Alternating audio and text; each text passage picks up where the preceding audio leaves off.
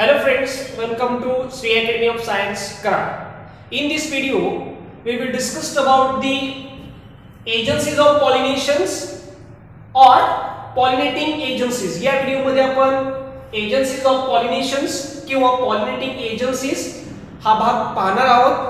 पाठीमागच्या व्हिडिओ मध्ये आपण बघितलेला आहे pollination, the definition of pollination and types of pollinations. Okay, आता पॉलिनेशन करणाऱ्या ज्या एजन्सीज आहेत किंवा पॉलिनेशन घडवून आणणारे जे माध्यम आहेत हे आपण बघणार आहोत. मग पहिल्यांदा एजन्सीज ऑफ पॉलिनेशन म्हणजे काय, what is mean by agencies of pollination और पॉलिनेटिंग एजन्सीज. तर तुम्हाला माहित आहे एंजियोस्पर्मिक प्लांट मध्ये जो मेन पार्ट आहे ज्याला आपण काय म्हणणार आहे, एंड्रोशिम असं म्हणणार आहे. and single unit of androshim is the stamens. Stamens च्या एंथर मध्ये जो पोलन ग्रेन तयार होतो हा पोलन ग्रेन नॉन मोटाइल असतो.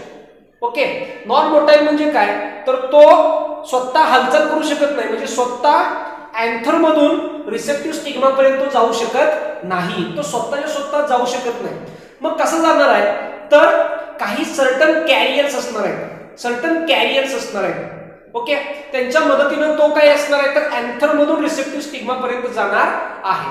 मग ते जे कॅरियर्स आहेत त्यांना काय म्हणायचं आहे, पॉलिनेटिंग एजन्सीज म्हणायचं आहे किंवा एजन्सीज ऑफ पॉलिनेशन असं म्हणायचं आहे. म्हणजे त्या स्पेसिफिक कॅरियरच्या मदतीनं पोलन ग्रेन एंथर पासून रिसेप्टिव्ह स्टिग्मा पर्यंत जाणार आहे. ओके, मग बघा काय म्हटलंय, agencies of pollination, the pollen grains are non motile. Pollen grains हा नॉन मोटाइल आहे, बरोबर आहे. thus they are transferred from anther to stigma. त्यामुळे काय असणार आहे, तर तो ट्रान्सफर होणार आहे कुठून कुठं, एंथर पासून स्टिग्मा पर्यंत बाय सर्टन कॅरियर्सच्या मदतीने. त्या कॅरियर्सना काय म्हटलं जातं, कॅरियर्स कॉल्ड पॉलिनेटिंग एजन्सीज. समजलं का. त्यामुळे टोटल डेफिनेशन काय येणार आहे, the pollen grains are non motile, thus they are transferred from anther to stigma by certain carriers called pollinating agencies. Okay, next pollinating agencies. Pollinating agencies ह्या दोन प्रकारचे आहेत, abiotic agents and biotic agents. बरोबर आहे, म्हणजे जेवढे सगळे pollinating agencies आहेत त्याच्यामध्ये दोन प्रकार आहेत. पहिला प्रकार काय, अबायोटिक एजन्सी, आणि दुसरा प्रकार काय आहे, बायोटिक एजन्सी. अबायोटिक एजन्सी म्हणजे काय, तर ज्याच्यामध्ये नॉन लिव्हिंग ऑर्गॅनिझम्स इन्व्हॉल्व्ड असणार आहे किंवा नॉन लिव्हिंग ऑर्गॅनिझम्स आपण म्हणू शकत नाही, नॉन लिव्हिंग थिंग्स इन्व्हॉल्व्ड असणार आहे. ओके, किंवा फिजिकल फॅक्टर इन्व्हॉल्व्ड असणार आहे. बरोबर आहे, ज्याला काय म्हणायचं आहे, abiotic agents. So in that the abiotic agents the non living things or physical factors are responsible for pollinations. Okay, abiotic agents मध्ये दोन प्रकार आहेत. पहिला एनिमोफिली. एनिमो मीन्स, बघा प्रत्येक शब्दामध्ये अर्थ आहे. Anemo means wing, phili means loving. Anemo means wing, phili means loving. Okay, म्हणजे काय असणार आहे, वाऱ्यावरती प्रेम झालं असं काही नाही. इथे या ठिकाणी काय, anemo means wind and phili means loving. म्हणजे काय होणार आहे, किती सोपी डेफिनेशन आहे बघा, the pollination which takes place with the help of wind is called anemophily. या ठिकाणी hydrophily, hydro means water, phili means loving. So the pollination which takes place with the help of water is called hydrophily. Okay, हायड्रोफिलीचे दोन main प्रकार आहेत बघा, epihydrophilia and hypohydrophilia. Epi means above, hydro means water, phily means living. So pollination takes place with the help of water but above the surface of water. Pollination घडतं पाण्याच्या मदतीने, पण पाण्याच्या वरती pollination घडणार आहे. Hypo means below, hydro means water, phily means living. So the pollination which takes place with the help of water but below the surface of water is called hypohydrophilia. Okay, मला असं वाटतं याच्यामध्ये तुम्हाला कसल्याही पद्धतीचा doubt नसावा, कारण जेवढ्या सगळ्या टर्मिनॉलॉजी आहेत त्याचा मीनिंग जर समजून घेतलं तर डेफिनेशन तुम्हाला ऑटोमॅटिक येणार आहे. हे झालं अबायोटिक एजंट्स. बायोटिक एजंट्स मध्ये लिव्हिंग ऑर्गॅनिझम्स इन्व्हॉल्ड असणार आहेत. मग त्याच्यामध्ये ॲनिमल्स असतील, इन्सेक्ट्स असतील, बर्ड्स असतील. ओके, ह्याच्यामध्ये लिव्हिंग ऑर्गॅनिझम्स इन्व्हॉल्ड असतात म्हणून याला आपण काय म्हणणार आहे, biotic agents. So in pollinating agencies the living organisms are involved. Okay, is termed as biotic agents. त्यांना आपण काय म्हणू शकतो, बायोटिक एजंट्स असं म्हणू शकतो. आता बघा, कालच्या नीटच्या एक्झाम मध्ये वॉटर लिली मधलं पॉलिनेटिंग एजंट्स विचारलेलं आहे, बरोबर आहे. वॉटर लिली मधलं पॉलिनेटिंग एजंट्स विचारल्यामुळं असं वाटतं की वॉटर लिली हे वॉटर मध्ये असल्यामुळं त्याचं पॉलिनेशन हे वॉटरच्या मदतीने होतं असं विद्यार्थ्यांना वाटतं, पण ते टोटल रॉंग आहे. वॉटर लिली मध्ये पॉलिनेशन हे विंड किंवा इन्सेक्टच्या मदतीने केलं जातं. तुम्ही जर लोटस बघितलं असेल, कमळ बघितलं असेल, बरोबर आहे, कमळ दिसायला खूप सुंदर असतं. आपण अगदी जवळ जर बघितलं तर त्या कमळाच्या पाकळ्यांमध्ये आपल्याला इन्सेक्ट असलेले बघायला मिळतात, बरोबर आहे. म्हणजे मला सांगा, पॉलिनेशन कोणाच्या मदतीने होईल, इन्सेक्टच्या मदतीनं किंवा विंडच्या मदतीनं. मग जरी वॉटर लिली ही जी प्लांट आहे ती वॉटर मध्ये जरी असली तरी तिचं पॉलिनेशन हे मात्र इन्सेक्टच्या मदतीनं किंवा विंडच्या मदतीनं होणार आहे. हा प्रश्न कालच्या नीटच्या एक्झाम मधला आहे. तसाच पुढच्या वर्षी तुम्हाला कुठल्याही या पॉइंट वरती तुम्हाला क्वेश्चन्स विचारला तरी सगळ्यात महत्वाचं आहे, पॉइंट अंडरस्टँडिंग करत असताना एक्झाम्पल्स महत्वाचे आहेत. त्या एक्झाम्पल्स, ते प्लांटची नावं महत्वाची. ओके, बघा बायोटिक एजंट्स. आता सिलेबस मध्ये आपल्याला एंटॅमोफिली, त्याच्यानंतर ऑर्निथोफिली, चिरिप्टेरोफिली. ओके, पण आपण रेफरन्स बुक मधून या ठिकाणी एक्स्ट्रा घेणार आहोत. फक्त ट्री डायग्राम तर काढायचे, त्यामुळे आपण या ठिकाणी एक्स्ट्रा घेतलेला आहे. बघा, एंटॅमोफिली तुम्हाला तुम्हाला बायोलॉजिकल टर्मिनॉलॉजी माहित आहे. एंटॅमोलॉजी झूलॉजी मध्ये झालेलं असेल, the branch of biology which deals with study of insect is called entomology. Okay, इन्सेक्टचा जो क्लास आहे किंवा इन्सेक्टचा जो तुमचं क्लासिफिकेशन मधला जो क्रायटेरिया असेल, इन्सेक्टा हा सगळ्यात मोठा ग्रुप आहे. ओके, सगळ्या लिव्हिंग ऑर्गॅनिझम्स मध्ये इन्सेक्ट हा सगळ्यात मोठा ग्रुप आहे, लक्षात ठेवा तुम्ही. ओके, मग एंटॅमोलॉजी म्हणजे स्टडी ऑफ इन्सेक्ट. मग एंटॅमोफिली म्हणजे काय, entomo means insect, phili means living. So the pollination takes place with the help of insect is called entomophily. Bracket मध्ये लिहिलेलं आहे इन्सेक्ट. ओके, मायमिको, बरोबर आहे. मायमिको म्हणजे अँट म्हणजे मुंगी. मायमिकोफिली. आता मला सांगा, तुम्ही लहानपणी खेळत असताना असं कुठलं झाड आहे की त्या झाडावरती चढल्यानंतर तुम्हाला मुंग्या चावल्या असतील? असं कुठल्या पिक्चर मध्ये बघितलंय का? हिरो गाणं म्हणत बावळीच्या झाडाला चिटकून गाणं म्हणायला लागलंय, असं बघितलं का? बघायला मिळणार नाही. कुठल्या पिक्चर मध्ये बाबळीच्या झाडाला चिटकून उभा राहिलेला हिरो स्टाईल मध्ये असा आणि गाणं म्हणायला लागलाय? तसं होणार नाही. का होणार नाही?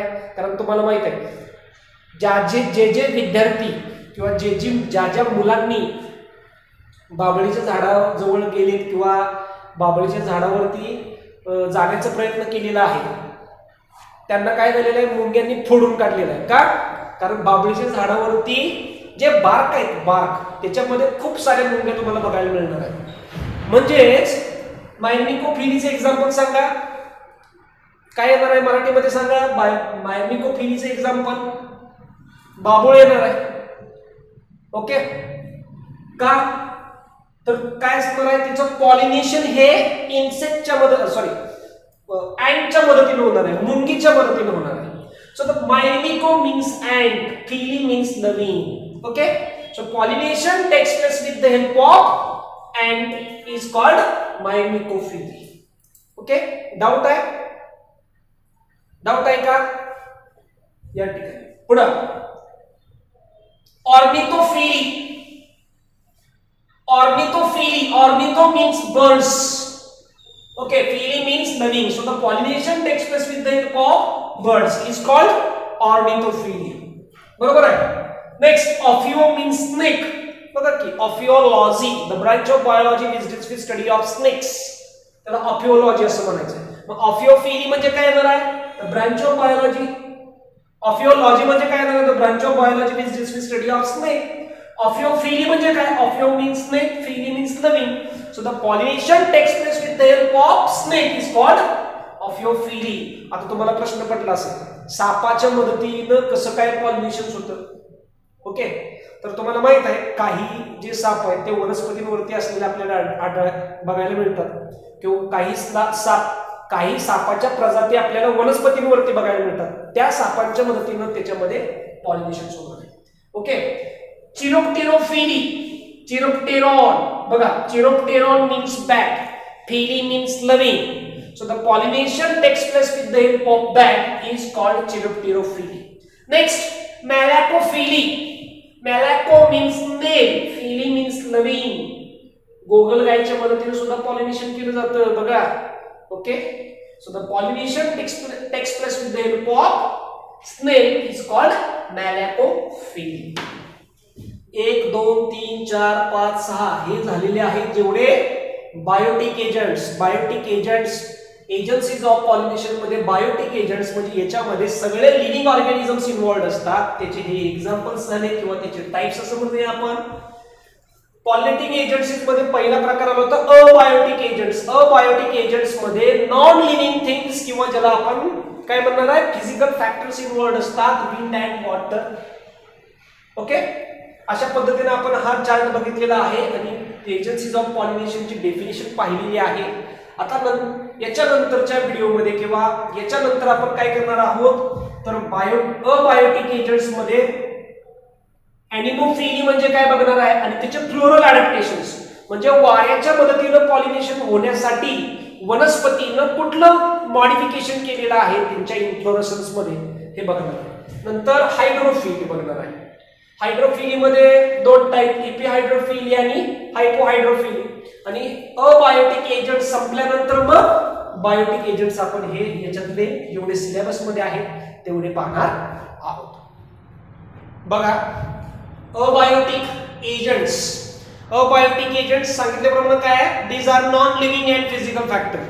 याच्यामध्ये या एजन्सीज मध्ये किंवा या पॉलिनेटिक एजन्सीज मध्ये काय असणार आहे तर नॉन लिव्हिंग थिंग्स इन्व्हॉल्वड असतात किंवा फिजिकल फॅक्टर इन्व्हॉल्वड असतात. Okay, example is the wind and water. त्यामुळे काय म्हटलंय abiotic agents these are non living things or physical factor. Example is the wind and water. बघा, त्याच्यामध्ये पहिला आपण बघितलेलं आहे विंड, तेच बघतोय एनिमोफिली.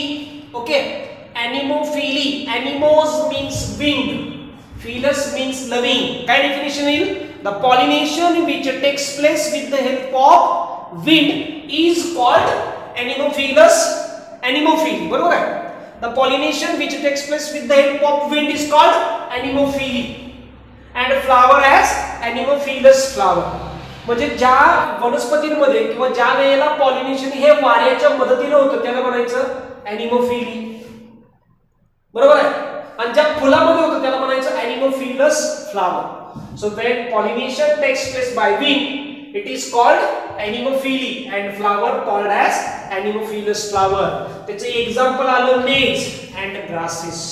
मेज म्हणजे मका, ग्रासेस बरोबर आहे म्हणजे गवताची फॅमिली. म्हणजे मोस्टली एनिमोफिलस फ्लावर कुठल्या फॅमिलीमध्ये असणार आहे? फॅमिली नीट मध्ये विचारतील तुम्हाला ग्रामिनेसी. ओके, ग्रामिनेसी म्हणजे गवताची फॅमिली किंवा तिलाच काय म्हटलं जातं पोएसी. ग्रामिनेसी और पोएसी. ओके, अशा पद्धतीनं म्हणजे ज्या वेळेला पॉलिनेशन वाऱ्याच्या मदतीने होणार आहे त्याला म्हणायचं एनिमोफिली. ज्या फ्लावर मध्ये घडतं तिला म्हणायचं एनिमोफिलस फ्लावर. म्हणून म्हटलेलं आहे anemophily. Anemos means wind. Okay, philus means living. When pollination takes place by wind it is called anemophily and flower as anemophilous flower. Example maize, grasses. कुठली फॅमिली? मेज आणि grasses कुठल्या फॅमिलीमध्ये येतात? कुठल्या फॅमिलीमध्ये? ग्रामिनेसी और पोएसी. ओके, मग आता ह्या वनस्पतींमध्ये वाऱ्याच्या मदतीने पॉलिनेशन होण्यासाठी त्यांच्यामध्ये कुठलं फ्लोरल अडॅप्टेशन्स असणार आहे, त्यांच्या फ्लावर मध्ये असे कुठले बदल झालेले असतील ज्याच्यामुळे त्या वनस्पतींच्या फ्लावर मध्ये वाऱ्याच्या मदतीने पॉलिनेशन होणार आहे ते बघणार आहोत आपण आता. बघा, फ्लोरल अडॅप्टेशन्स म्हणजे त्या प्लांटच्या फ्लावर मध्ये वाऱ्याच्या मदतीने पॉलिनेशन व्हावं याच्यासाठी त्या फ्लावर मध्ये मॉडिफिकेशन झालेलं असतं किंवा अडॅप्टेशन झालेलं असतं. बरोबर आहे. मग ते अडॅप्टेशन कुठलं आहे ते बघा. पहिला, फ्लावर्स आर स्मॉल. त्या वनस्पतींवरती आपण मक्याच घेऊया. Flowers R small. फ्लावर्स कसे असणार आहेत? स्मॉल म्हणजे फुलं ही छोटी असणार. इनकॉन्स्पिशियस, अस्पष्ट, व्यवस्थित दिसणार नाहीत. लांबनं तुम्ही जर बघितलं तर फ्लावर कुठं आहे ते समजणार नाही. इनकॉन्स्पिशियस, कॉन्स्पिशियस म्हणजे स्पष्ट, इनकॉन्स्पिशियस म्हणजे अस्पष्ट. And produced in groups. जर फ्लावर्स छोटे असतील तर ग्रुप्स मध्ये तयार केले जातात आणि जर मोठे असतील तर सिंगली तयार केले जातात. नेहमी तुम्ही वनस्पतींवरती बघितल्यानंतर तुमचं ऑब्झर्वेशन असायला पाहिजे की ज्या वेळेला फुलं वनस्पतींवरती छोटी असतात त्यावेळेला ती गुच्छामध्ये येतात, ग्रुप्स मध्ये येतात, क्लस्टर्स मध्ये येतात आणि ज्या वेळेला फुल हे मोठं असेल त्यावेळेला एकटं येतं. मग बघा, फ्लावर्स आर स्मॉल, फुलं छोटी आहेत. इनकॉन्स्पिशियस, अस्पष्ट आहेत, छोटे आहेत त्यामुळे व्यवस्थित दिसत नाहीत, अस्पष्ट आहेत. अँड प्रोड्यूस्ड इन ग्रुप्स, तयार करत असताना किंवा ती फुलं डेव्हलप होत असताना ग्रुप्स मध्ये होणार. ओके, पहिला काय प्रॉब्लेम आहे का? नाही. म्हणजे ज्या ज्या वनस्पतींमध्ये वाऱ्याच्या मदतीने पॉलिनेशन होणार आहे त्या वनस्पतींमध्ये floral adaptation as near to असे असणार आहे. Okay, next, inflorescence is produced at the top of plant body. जो इन्फ्लोरेसन्स आहे त्या प्लांट बॉडीवरती टॉपला तयार केला जातो. त्यामुळे तर पोलन ग्रेन दुसऱ्या वनस्पतीच्या इन्फ्लोरेसन्स वरती जातील ना.